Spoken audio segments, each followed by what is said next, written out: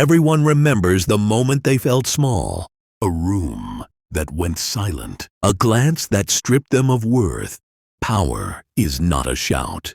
It's the quiet presence that bends, a room without a single word. To become untouchable, you don't need louder weapons. You need a gravity that others sense, but cannot name. This is not charisma. It is the art of building a presence so heavy, so controlled, that even the boldest hesitate. This is how you become the person no one dares to challenge. To become untouchable, you must be the aura of quiet fear. The room bends before a word leaves your mouth. Power begins where noise ends. I have watched it happen. The subtle tightening of shoulders, the stolen glances, the careful recalibration of every voice when true presence enters. It isn't charisma. It isn't a charm. It is the slow, controlled gravity of a person who refuses to be hurried. People are animals of measurement. Before they listen, they weigh. Before they trust, they test. They study the stillness of your posture, the precision of your breathing, the distance between your movements. Each pause is a message. Each quiet second is a mirror in which they confront themselves. Most cannot endure what they see. Your task is to weaponize that silence, to make every heartbeat you do not reveal into a form of pressure. Hold the gaze longer than comfort allows. Let the conversation stretch into emptiness and watch them scramble to fill it. They will confess more in those gaps than they ever intended. Words are cheap. Silence is expensive. Only the strong can afford it. I learned this in rooms where the advantage decided survival. Those who filled the air with explanations became predictable. Those who waited, who observed, shaped the outcome. Stillness is not absence. It is a trap disguised as calm. Begin with your body. Root your stance as if the floor itself concedes to you. Do not fidget. Do not rush. A single deliberate movement carries more weight than 100 frantic gestures. Your eyes are not a weapon of aggression, but of inevitability. Meet theirs with quiet patience, and you will see the flicker of retreat. People sense a predator, not by volume, but by certainty. Control your breathing until it becomes the metronome of the room. Slow, even. Let others accelerate in your presence. When their pulse rises, yours should remain untouched. They will feel it, even if they cannot name it, and the imbalance will tilt toward you. 3 tactics anchor this power. Tactic 1. Master the pause. Before answering any question, let a heartbeat pass, then another. This is not hesitation. It is calculation. You teach others that your words are deliberate, that nothing escapes without intent. Their anxiety will bloom in the silence, and they will reveal more than you ask. Tactic 3. Use the gaze as a mirror. Do not glare. Simply look until they look away. People break their own composure when forced to see themselves through your unwavering eyes. The first to avert their gaze concedes ground, whether they realize it or not. These are not performances. They are habits. And once mastered, they become armor that no insult or challenge can pierce. You do not need to announce strength when others feel it like a pressure in the air. Machiavelli warned that men judge more by the eye than by the hand, for everyone can see, few can touch. He understood that perception is the first battlefield. If you control what they see, you control what they dare. So remain quiet, breathe slower than the room. Let them drown in their own noise while you stand unmoved. The strongest warning is the one never spoken. Develop the power of controlled mystery. They can't strike what they can't see. Machiavelli warned that men fear what they cannot understand more than what they can defeat. Mystery is not decoration. It is a fortress of air, intangible, untouchable, yet impenetrable. When people cannot read you, they hesitate. Hesitation is the soil where your power takes root. I learned early that the world does not reward transparency. It exploits it. Every unnecessary detail you offer becomes a lever someone will eventually use. Every confession, every casual revelation is a breadcrumb leading back to your softest point. You think you are bonding. You are only mapping the route to your own undoing. Controlled mystery is not withdrawal. It is design. You choose what is seen and what vanishes behind the curtain. You speak enough to keep them guessing, never enough to give them certainty. This selective exposure forces others to fill the gaps with their own imagination, and imagination is always more potent than fact. They will make you larger, sharper, more dangerous than you could ever claim.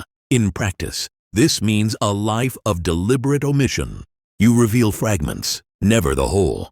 A brief smile that offers no reason. A half answer that settles nothing. The less they know, the more they speculate.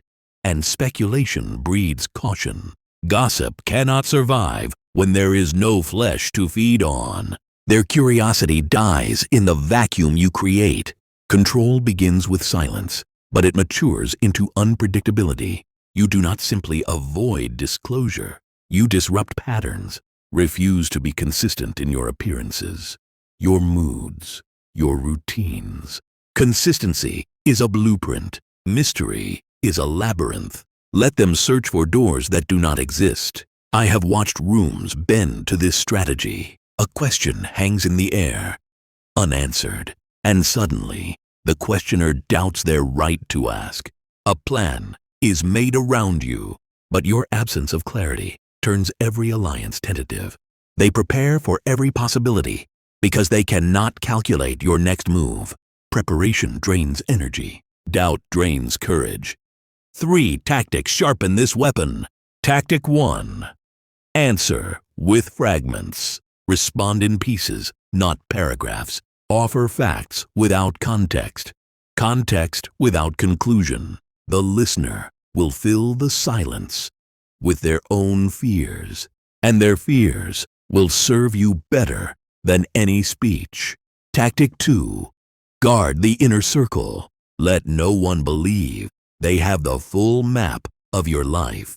Even those closest to you should see only 1 or 2 chambers of the locked house. Loyalty built on partial truths lasts longer than loyalty built on full exposure, because they protect the fragments they think they own. Tactic 3. Shape rumor with precision. Occasionally release a single calculated detail, something ambiguous, something that invites misinterpretation. When people build their own story around that seed, they trap themselves in a narrative you planted.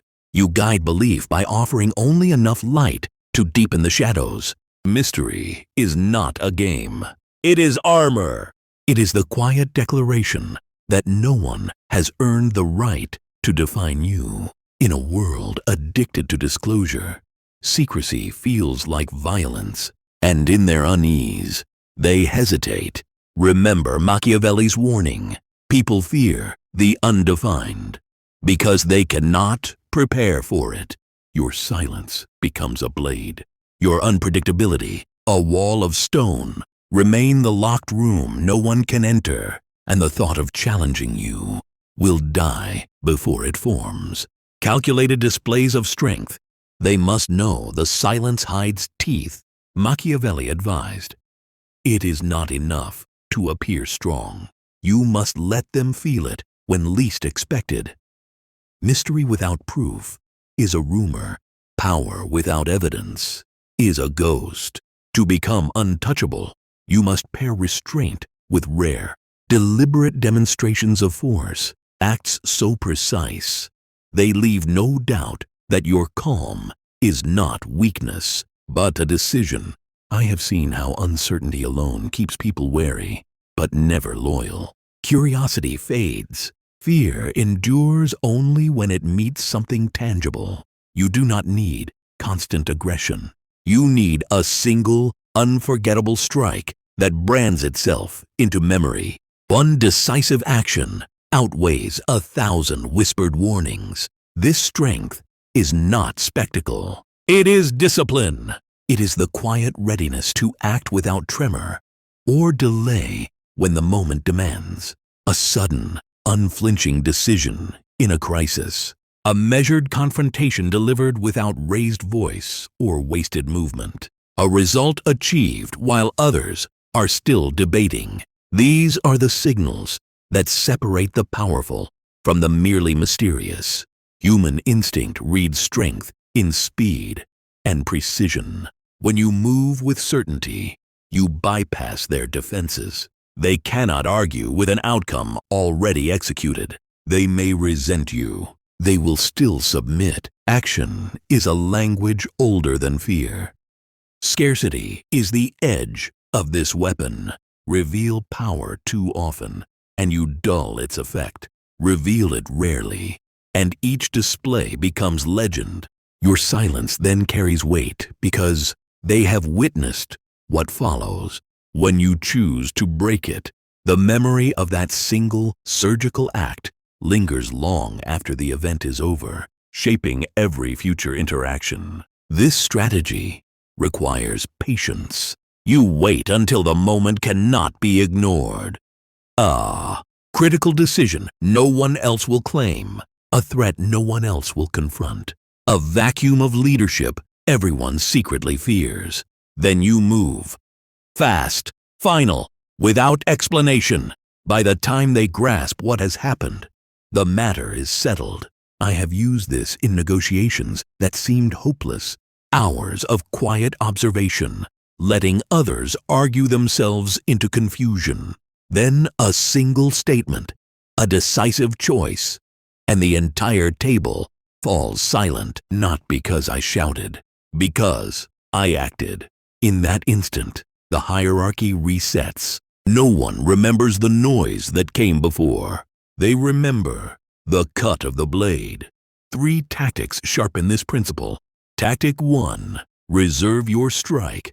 Hold back when provoked. Let others believe you passive. When you finally act, the contrast will shock them into compliance. A sudden, controlled response carries 10 times the impact of constant resistance. Tactic 2, choose a public stage. Your decisive moment should have witnesses, not for vanity, but for permanence. Power unobserved is power denied. The memory of your precision must spread without your effort, carried by those who watched it unfold.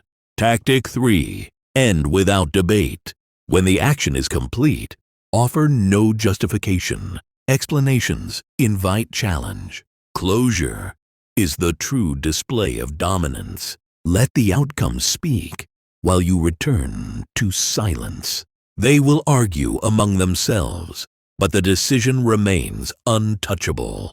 Understand this. Calculated strength is not cruelty. It is the architecture of control. People do not follow those who merely intimidate. They follow those who have proven, in a single undeniable moment, that hesitation will never be their flaw.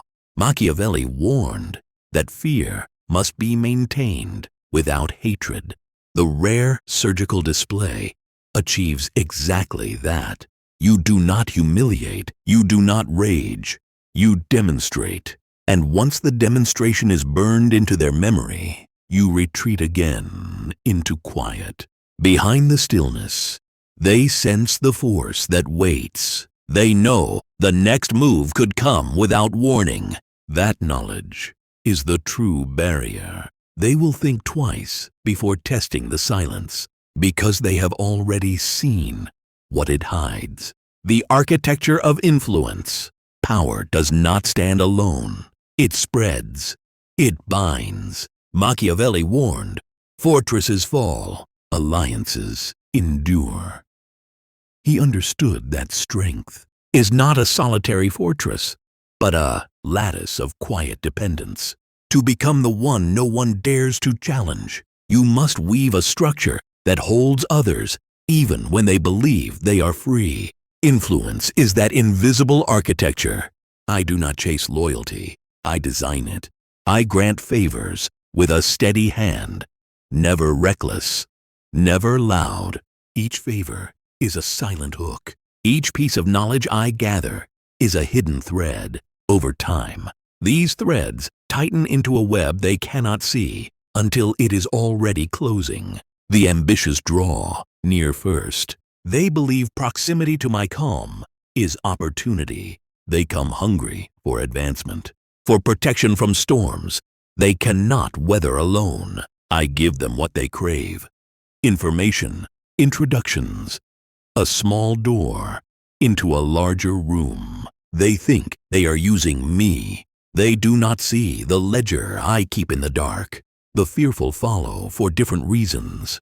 They sense safety in my presence, a shelter from louder predators. I give them quiet counsel, resources when they are weak, the illusion of refuge.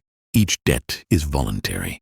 Each tie appears gentle, but the cost is constant. Dependence is the chain they clasp on their own wrists. This architecture thrives on discretion. I do not declare alliances. I let them bloom in silence.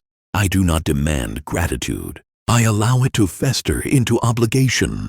The moment someone believes they owe me nothing is the moment the design has failed. So I make certain they always owe time, secrets, comfort, reputation, something they cannot afford to lose.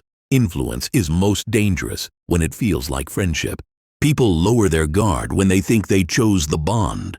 They whisper confidences, share ambitions, reveal vulnerabilities, believing the exchange is equal. It never is. I collect each confession like currency, not to use recklessly, but to hold.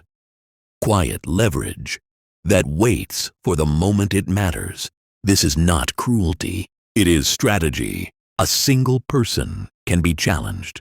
A network cannot. When someone contemplates opposition, they see more than me. They see the silent debts of others, the favors exchanged, the resources I control through those who never speak my name. They calculate the cost and retreat before the thought becomes action. 3 tactics anchor this design. Tactic 1. Give selectively, record relentlessly. Offer help only when it is noticed, and never without memory. Keep a private account of every resource extended, every secret received. Gratitude fades, but records endure. Tactic 2. Disperse dependence. Spread your favors across different circles. Let no ally know the extent of your reach. When each person believes they are the only one who owes you, they protect you to protect themselves. Tactic 3. Leverage without threat. Never state the debt. A subtle reminder, a well-timed silence, an unexpected favor returned is enough. People fear the unspoken more than the explicit. When the cost is implied, their own imagination becomes the enforcer. This is the quiet power of the network. By the time someone realizes how tightly it holds them, the escape routes are already sealed. They are bound not by chains, but by their own needs, their own secrets, their own ambition. Machiavelli advised rulers to build walls of allegiance, not stone. He understood that a fortress invites siege, but a web of invisible debts invites nothing at all, because no one dares the first move. So I remain still. At the center, my presence is calm, my favors deliberate, my memory exact. Around me, the architecture grows, silent, unseen, unbreakable, and those who once thought they were free now guard the structure they cannot name, protecting me as if protecting themselves. Emotional detachment as armor. Nothing unsettles an enemy like a heart they cannot reach. Machiavelli warned, he who depends on affection will be ruled by it. Affection is a leash, and those who grip it control you. To stand beyond challenge, you must sever the strings that pull most people into chaos. Emotional detachment is not absence. It is mastery. I feel what others feel. I simply refuse to be moved by it. Praise slides past me. Insult dissolves before it lands. I remain present, but untethered, because dependence is the quiet death of power. The moment your mood can be swayed, you hand the world a weapon. Aggressors thrive on reaction. They provoke to measure your weakness, to draw you into the noise where they dominate. Detachment denies them the battlefield. My silence during storms is not passive. It is a fortress. While others burn in the heat of their own emotions, I stay cold enough to choose every move. This neutrality is not cruelty. It is precision. When you are calm, you can calculate. You see motives behind every smile, strategy behind every insult. The detached mind observes patterns that passion blinds. Where others drown in waves, you walk the ocean floor, untouched. Relationships are permitted, never worshipped. I allow closeness, but never dependency. Friends, allies, even lovers sense it. I am with them, yet beyond them. They cannot own what they cannot bind. This quiet distance breeds respect and a subtle fear. People are drawn to the strength they cannot shake. 3 tactics fortify this armor. Tactic 1. Delay every reaction. When emotion rises, let time pass before you respond. Count breaths. Let the initial surge fade. Words spoken after the calm are sharper, and they cut exactly where you intend. Tactic 2. Separate feeling from action. Acknowledge your emotions privately, but never act from them. Write them down, burn the page, move on. Action must be chosen, never spilled. Tactic 3. Limit emotional currency. Share little of your inner life. Give people moments of warmth, never the full fire. Mystery protects you. Restraint keeps others guessing how to reach you and failing. Detachment turns provocation into exhaustion. They shout. You watch. They plan. A trap. You remain still until the trap snaps empty. Every failed attempt teaches them the same lesson. You cannot be manipulated, because you will not bleed on command. Machiavelli understood this quiet terror. He advised rulers to be feared without hatred. Emotional control achieves exactly that. You are not cruel. You are simply untouchable. Stand inside the storm without flinching. Let them spend their fury against the wall of your composure. In the silence that follows, you will find not only safety, but absolute control. The ritual of inevitable victory. Men are conquered first by the idea of defeat, Machiavelli warned. The mind surrenders long before the field is lost. You move as if the outcome is already written. Each step, each glance, carries the quiet weight of certainty. People feel it before they name it. An atmosphere that says the ending is fixed, and I am on the winning side. That is the hidden architecture of power. You do not merely fight. You rehearse destiny until others believe it for you. Ritual is the weapon, not ceremony. Precision. Small, relentless signals that coil around perception. I arrive last and unhurried, as if time itself bends to me. I hold eye contact until silence cracks and the other blinks first. I speak only when the air in the room has tightened, enough to carry every word like a blade. These are not habits. They are rehearsals of inevitability. The human mind is drawn to patterns. When my actions repeat with calm consistency, people begin to predict the ending. They whisper it to themselves.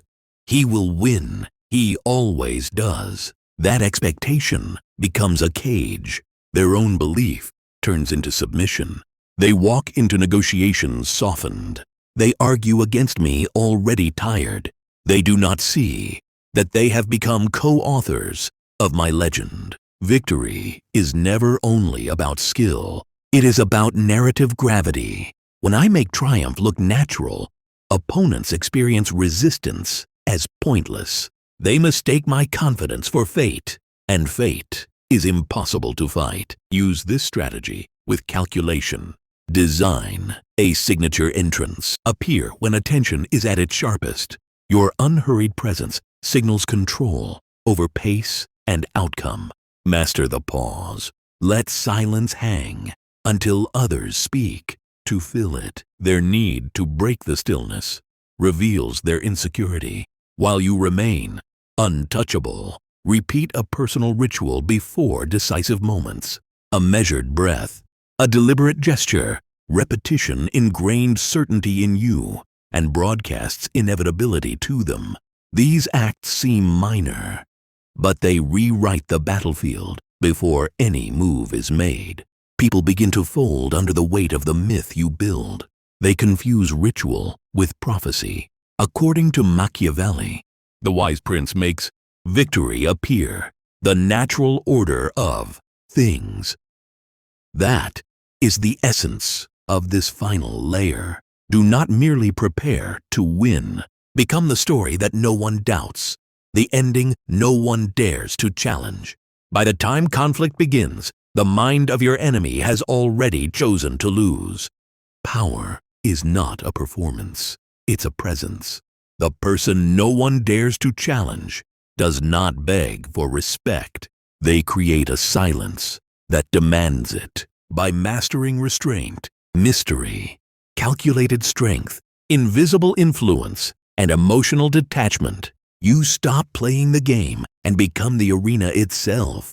This is Machiavelli's hidden truth. When others fear the cost of opposition more than they crave the thrill of defiance, victory is already yours. Leave them with uncertainty. Let the question linger. What would it cost to challenge you?